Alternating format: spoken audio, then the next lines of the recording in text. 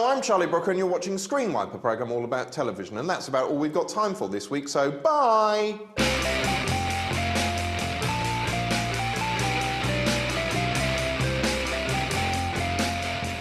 On BBC One now, Adrian Chiles is hot on the trail of the real Jackie Brambles. And on BBC Three, Barry Shitpeas is sick on a widow.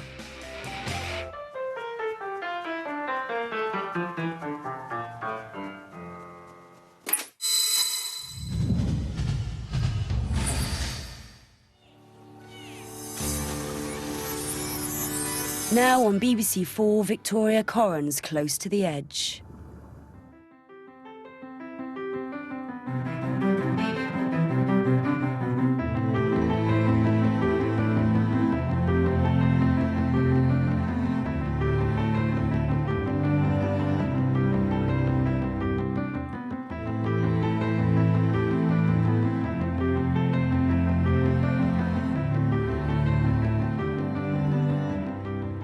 Corners are where little Jack Horner ate his pie. Several hundred years later, Dizzy Rascal rapped about being a boy in one. Corners have been an essential part of popular culture for centuries. And yet, incredibly, they didn't exist at all until 1384. In fact, this example, here in the crypt of St James's Church, Spitalfields, was the first corner in the world. People queued for hours. Yeah, hooray for f***ing corners. Go on, piss off, Corran. Come on, end this bullshit now. I haven't finished. Roll credits. Have you noticed how programmes today all seem to overlap each other? Whatever happened to the good old days of proper end credits like this? I'll tell you what happened. These lovely old credits ended. In the case of the BBC, they ended in June this year when this set of guidelines was introduced. It specifies what you can and can't do, with the emphasis on the can't. But before we ever moan about that, let's look at how credits used to work. Old end credits were often agreeably shambolic and handmade, like these charmingly low-tech examples from Crossroads. What's more, they lasted an age compared to today and would often end with the date the show was made printed in Roman numerals, so it was hard for viewers to tell just how old the repeat was. But then broadcasters did some research and realised that people turned off or over during the end credits, and that just won't do in today's multi-channel world where the networks have to continually show off and behave in undignified ways in a desperate bid for your attention. It's embarrassing. Hence the credit squeeze, which is meant in theory to keep you glued to the set. Thanks to the squeeze, we can't end the show the way we used to, no. Now our credits can't have distracting words or visuals in them, so they can be squeezed and babbled over. But we miss old end credits, and here's why. Proper end credits provide a mental breathing space, bookending each show and giving you time to let your mental food go down. It's a bit like the moment you finish reading a novel. It's nice to just gaze wistfully out the window for a few moments and reflect. But how much shitter would that be if the minute you finished, somebody started trying to get you to read another book and then another book? Yes, some things are more important than ratings, and I'd argue that aesthetics are one of them. Now there's no more bits of business from the cast like in the pantomime-esque Are You Being Served? No more singing along to the toe-tapping Rent-A-Ghost theme tune. We are extraordinary fellas here at Rent-A-Ghost. No more funny joke names nestling amongst the titles, and it's tougher to subversively pretend your show's ended when it hasn't, as in the peerless Monty Python. On BBC Two, a discussion on censorship between Derek Hart, the Bishop of Woolwich, and a nude man. And on BBC One, me telling you this. People in TV, especially young whippersnappers on their first jobs, like seeing their names in the credits. It gives them a sense of pride in their work. I mean, look what's happened to our team since the credit change. What's more, some viewers like credits. I used to like wondering who Mikola Polak was, or why Ken Morse always seemed to be credited as rostrum camera. Incidentally, this is Mikola Polak. He's a man. No, all that's gone now, crushed by the clunking dead fist of marketing and people who use words like content and solutions, like this prick. Enablement really, really does mean vision. And vision, conversely, also means enablement. Yeah, ultimately, credit squeezes are bad because this gonk thinks they're good. Don't you make me sick. Let's have a look at your little report. Oh, let's try your glasses on. Oh, what does it look like? Oh, I can see content everywhere. That's interesting, isn't it? Oh, do you like that, do you? Bring the rest of it up. Well, I have a look at this one. Look at this report, yeah? Look at that, yeah? Look at it, yeah? That makes sense to you, does it, you idiot? Pick it up. Pick it up. Earlier this year, in one of our many previous series, we took a look at men in advertising and decided they were all swaggering, blokey cocks. But some of you complained. Women can be cocks too, you said, and you know what? You're right. Oh, she's so sexy. Oh, she thinks she's so sexy. Oh, she thinks she's so sexy. Oh, she's gotta rub the roses around her boobs. Actually, I did that the other day. Anyway, to redress the balance, we're going to take another look at the current top 10 cocks in advertising, except this time round some of them are women.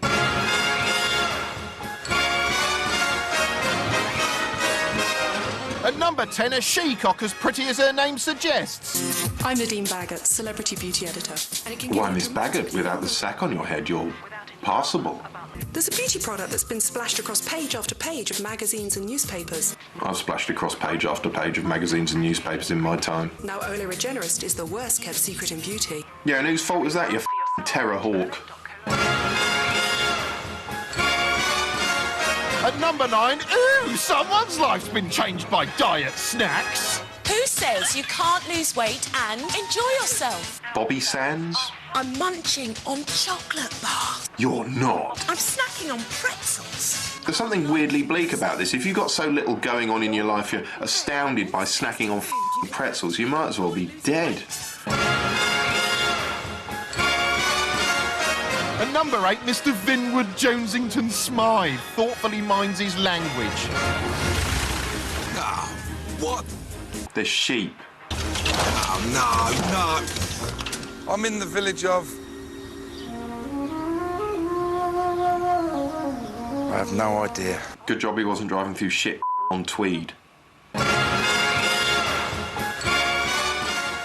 At number 7, it's Jose Gil Hernandez, president of Polaris.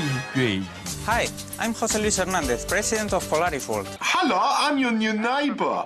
You know, it's not fair to mock his accent, so let's mock his trousers instead.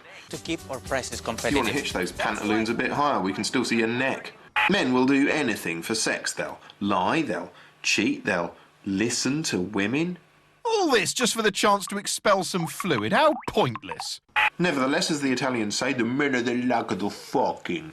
And some of them like it enough to pay for it, which is scandalous, and I think someone should put a stop to it. Anne Widdecombe versus prostitution sounds like the ultimate Hobson's choice, but it isn't. It's a show broadcast recently on ITV, in which the MP seen here, disguised as a relief map of the Himalayas, tours Britain's streets of vice in a desperate bid to stop sex happening.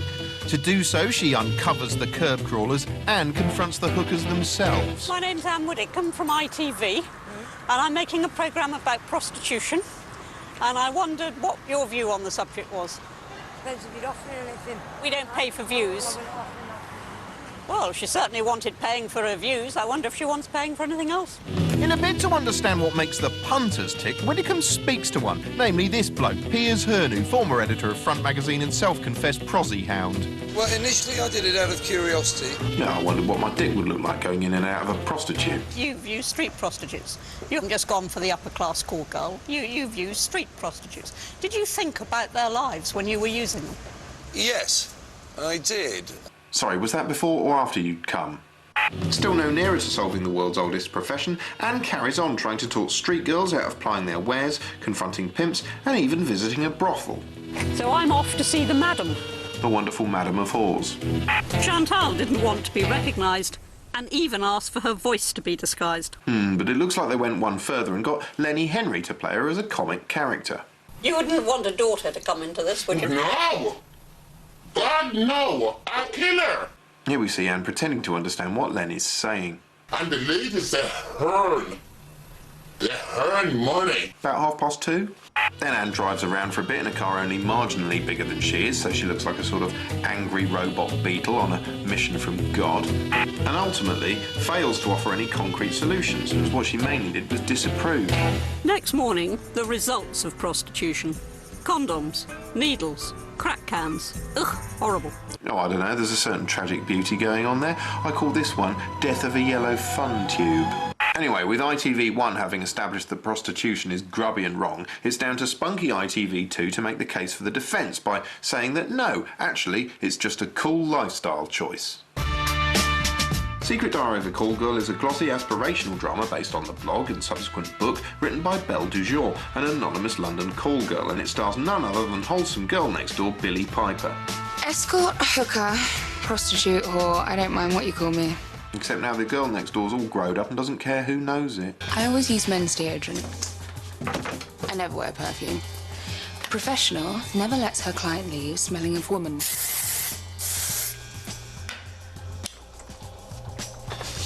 Convince them that you're wet and you're halfway there. Yes, Billie Piper's gone all porny. In fact, she's less Billie Piper and more Willy Wiper. I live on my own. The show is surprisingly mucky and at times looks suspiciously like soft porn.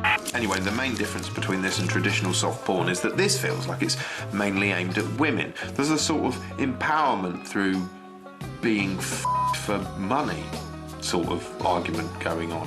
Of course, this is Billie Piper's highest profile role since really making her name as Rose in Doctor Who, and it couldn't be more different. Although there are a few hangovers from her days as a Doctor Who assistant. She still has to scream. She still has to ask questions that advance the plot. Where would you like to fuck me? And she still has her own sonic screwdriver. And if you ask her nicely, she'll climb on your rocket and touch down on your anus and tickle your balls. Your space balls. I've run out of metaphors. She's a prostitute. She'll do in anything. It doesn't help, actually, that her first client closely resembles Tom Baker, circa 1977. Although here is less Doctor Who and more Doctor Who. Oh, I've come. Wonder if he feels bigger on the inside, like the TARDIS. Anyway, the show, while utterly frothy, is better than you might expect, partly due to Miss Piper herself, one of the most inherently likeable presences on television, and partly due to Belle's disarming frankness. The first thing you should know about me is that I'm a whore. It's also genuinely quite dirty, much filthier than I was expecting at any rate. Scarcely a moment passes without some sort of sex act happening, and Billie certainly throws herself into the role with some gusto. Although, having said that, I don't think this bit's quite rude enough. Hang on.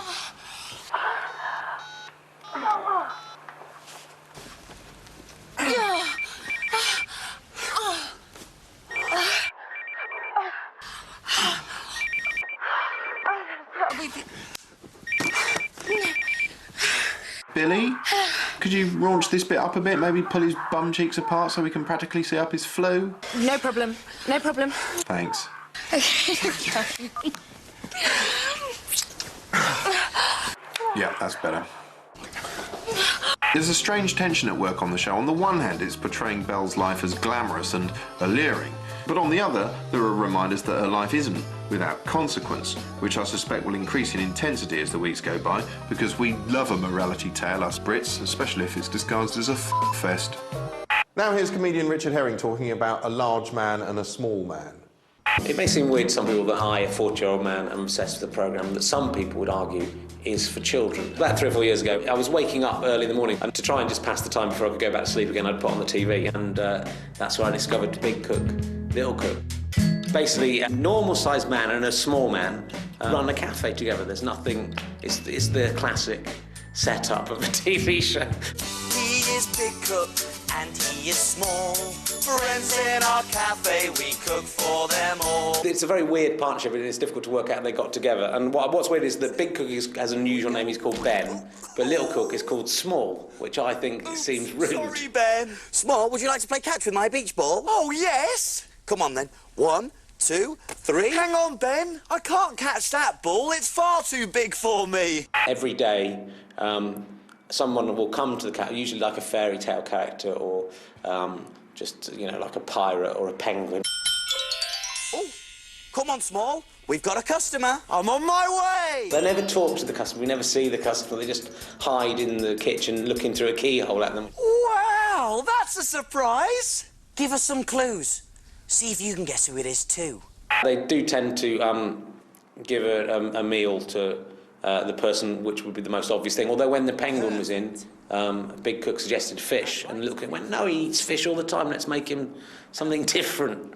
Which actually is the one time when it's wrong, because penguins if you feed them different things, they'll probably die. They send out the dish when it's ready, and then usually there comes back with a note and a gift. The Queen of Hearts gave little cook a tiny crown, and that was her payment for 6 jam tarts. Brilliant! That cafe is going to go out of business quite quickly unless there's something, you know, there may be something else going on the side. I think that could be a front for some criminal operation. What I really like about it is that the big cook is really rubbish. He kind of overacts everything. When he dances around, it's really over the top, and they always kind of hang on him a bit too long. It looks like Denise the dentist enjoyed her melon smile with toothpaste dip. It's kind of just hypnotically impossible to stop watching it. And yet, when I was watching it every day, it was sending me slowly mad. Ingredients we'll put away, ready for use another day. Pots and pans will start to smell if we don't wash them really well. And now it's clear, let's all smile, we'll be finished in a little while. I wish I'd written it, because, you know, it's literally just format, copy and paste, and then just change about 2 words in it, cross out Percy the Penguin, write in, you know, Franco the footballer, cross out fish, write in football. Job done. At number 6, shut up and start shitting. Oh, it stinks! Thanks for that. What's happening, darling? It's all gone, it's all gone. What's all gone? Your dignity? In the first take, of course, he just smeared that drawing on a bit of bog roll with his own shit.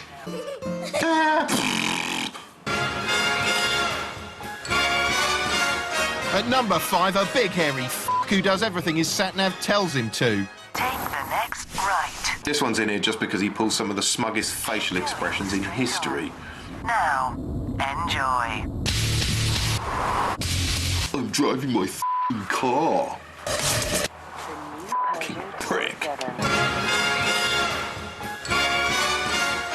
At number 4, is Davina's mum in the room or in her head? Look, Mum, this colour's perfect. Oh, it is very you. You know, the last time I heard someone talking to their mother like that, it was Norman Bates. Your dress? What's that, Mother? Will it do my bit of grey? Cool, I'd do her mother's bit of grey. There. What are you wearing tonight? Ta-da! A lot of people say they want a career in TV, but how's that likely to pan out? Well, the chances are it might look something like this. Oh, look, it's you, a fresh-faced, nigh-on-fetal 21-year-old finishing your media studies degree with an earnest 15-minute documentary about a local homeless man called Billy. It's well received by your fellow students. You pass your exams, receive a diploma in mediated enablism, send your CV to 10 million different companies, and finally get a reply from a production company offering you a job as a runner. Hey, it's the bottom rung, but it's a start. Your dreams of making a difference with your work seem to be coming true, and you arrive in London with a head full of stardust and immediately email all your old friends and crow about your glamorous new telly career. As a runner, your job largely consists of dogs bodying around at the behest of producers, performing whatever tasks they see fit at a moment's notice. Your wages aren't great, so to make ends meet, you spend most of your nights on the bathroom floor of some cramped shared accommodation way out in Zone Q. But because you live so far away, this means you have to go to bed at 4 and wake up at 5, ready for another day spent waiting hand and foot on the talent, an overpaid gonk earning $20,000 an episode who treats you like half-price shit. He hurls coffee over you day in, day out, and at the end of each evening you wind up desperately wringing out your top for sustenance. After a year of running, you get your first promotion. Well done, you're now a junior researcher. Your new job mostly consists of typing things into a search engine and printing them out for the producer, who merely smiles, says they're not quite good enough, and asks one of the proper researchers to do better while you have to help the runner make tea. Said runner, who's supposedly beneath you, turns out to be a backward, feckless cretin who spends most of his time loafing around trying to act like a cooler-than-thou skate. But he's also the MD's son, which means you have to do his work for him while a menopausal producer fawns over his every stupid gesture. Before long, he comes to symbolise everything you despise about our cruel and godless universe. Look at him. Hate him. Hate him. Hate him. Hate him. Meanwhile, there's someone else working on the show you've developed a doomed crush on, which is psychologically unhealthy but pleasantly distracting. This is simply the first instance in a repeated production cycle in which, devoid of contact from your regular friends and family, you form intensely close bonds with select co-workers. Now you're on a roll and you jump up the career ladder again, becoming a researcher. Cool! On a show where grieving people get gunged in a skewed bid to cheer them up. Your duties include cajoling them into signing release forms. Dispirited and disgusted with yourself, in your few moments off, you simply stare at the wall. You haven't seen your family in a year and your personal life's in tatters. But hey-ho, at least you're working in telly, yeah? Before long, you've become assistant producer, which sounds more impressive, but also means you're doing more work than ever, especially because F***face here is the producer, and he's a lazy, boorish imbecile who spends all his time arsing about and lazily assaulting the runners. But as luck would have it, one of the contestants dies during a gunging. Manslaughter is generally frowned on in telly, so the producer is sacked. And since you're the one with the most experience, you get his job. Congratulations, you finally made it to producer level, and for a while at least you're loaded.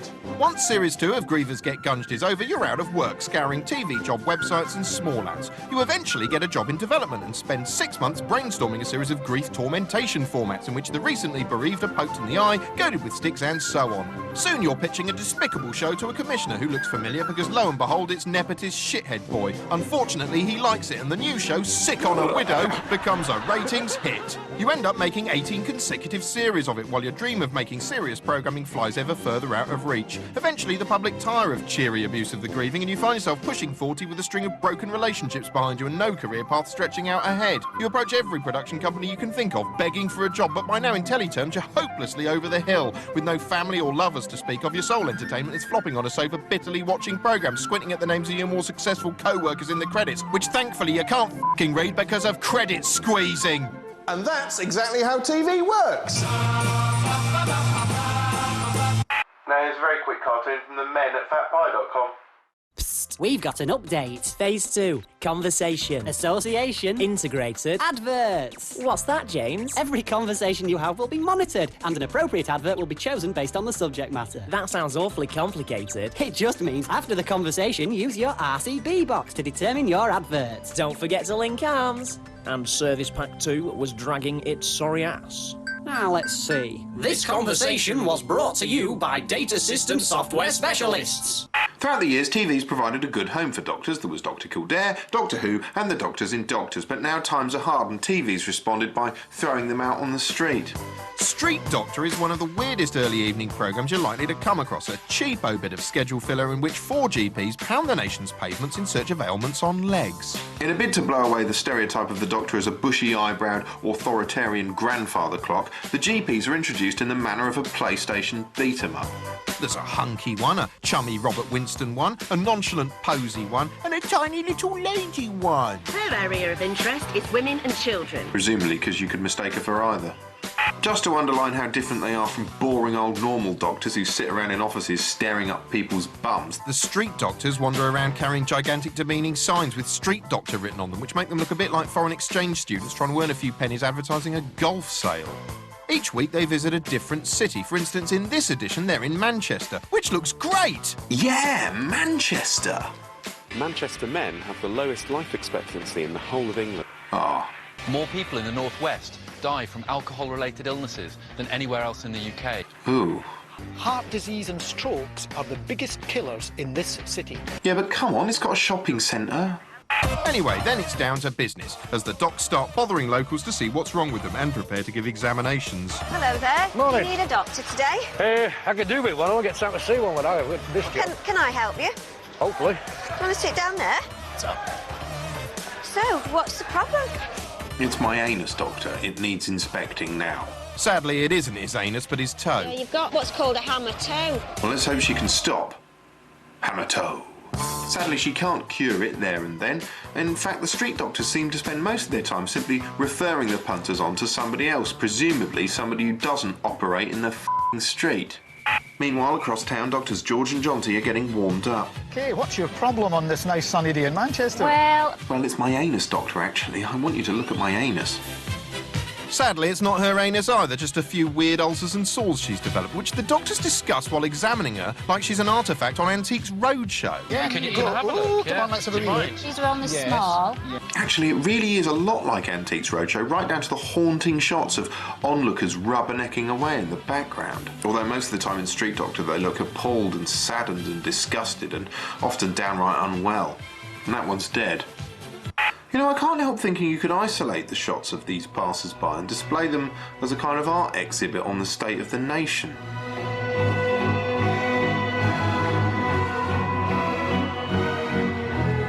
Actually, they've got good reason to look sickened, because the whole thing is gross from beginning to end. Most of the complaints are skin conditions or minor injuries, but the way they're poured over in close-up, and lest we forget, in the bloody street, is stomach-churning. And just to make things worse, the show's helpfully scheduled at 7:30. Slap bang in the middle of your tea, which is handy, I suppose, if you're trying to lose weight. Right then, Norman, I gather you've got a bit of a medical problem. I have, really. It's my anus, Doctor. I need you to get on your hands and knees, pull my buttocks apart and stare right up my anus right here in the station. This being a TV show, of course, there are only so many standard-issue plebs the doctors can take, so wherever possible, they up the ante by examining the more exotic members of society. John Tim, one of the street doctors. Hello, hello. Fucking hell, Amy Winehouse has let herself go. But star performer David is hiding an unsightly secret under his skirt. You don't say. I have a really horrible varicose vein on my leg. I find myself embarrassed. Yeah, let's have a look. Oh, Christ, that's horrible! Having saved Manchester from certain death, the doctors meet up for an awkward stagey chat about the best cases they've seen that day. I saw a lovely young woman. She was really worried about type 1 diabetes. Strange, we bumped into Stephen, didn't we? Who had that massive red eye. Well, I saw a lovely lady, Mary. The poor lady had dropped a brick on her finger in the garden. That's nothing. I examined this guy's anus, yeah, in the road. Yeah, right outside Sainsbury's, yeah, it was bloody amazing. I suppose the justification for Street Doctor is that it's passing on helpful medical advice in an easy-to-swallow form. But surely there can't be anyone left in the nation who doesn't know that maybe smoking's bad and maybe eating pies all day is wrong, and yes, we should all exercise and finish our greens and so on. We know, we all bloody know. Nevertheless, we have to be told again and again and again like children, and now we're being inspected in the street like cattle. Anyway, which would you rather do? Die young, smoking, fat and happy, or live to 1,000 in a world where this is acceptable? Do you just want to pop your trousers down for me? It's also essential that you warm your hands as well. Yes, warm hands, warm hands. At number 3, Orange think you're in kindergarten. I like getting a little extra time with my friend on the scrap of park or a roadside bend. I like it when they tell me about people who died, cause their houses burned down and their children fried. At number 2, a rundown Pretension Street. I've collected footsteps before dawn. Seen places I never knew existed. Run to the moon and back. Like this dude's a poet? I've plugged into a higher purpose. Left this world and come back changed. No, you haven't. You've just gone for a jog. I am addicted. No, you am a dickhead. And at number 1, everyone knows a cock like face. Everyone knows a bloke like Mickey. Generally, they know him as that smug down the road. To Mickey, hair isn't just hair. It's a weapon to be used to devastating effect. Bit like a hammer, really. Of course. He's got a look for every occasion. There's the fluffy cock, the windswept cock, the cock in glasses, the bell end, and the self-satisfied shithorn. Wonder what hairstyle he wears when he's jerking off in front of the mirror. That's it for this week. Next time, it's a TV news special. And now, since we've already run the credits, I'm just going to dump you straight back onto BBC 4. See ya.